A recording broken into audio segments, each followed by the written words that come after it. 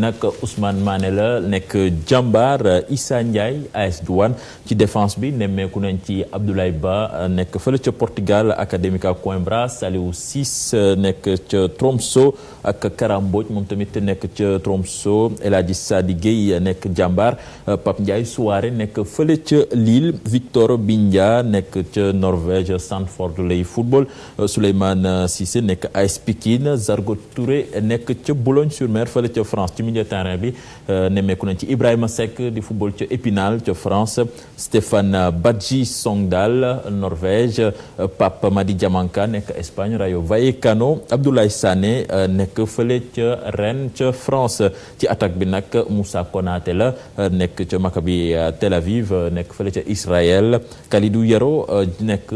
Gil Vicente nekk ca Portugal, Ibrahima Baldé Osasuna Espagne, Sadio Mané nekk fële ca Metz. am na nag ñaari joueurs yi nga xam ne ñu ngi ci liste d'attente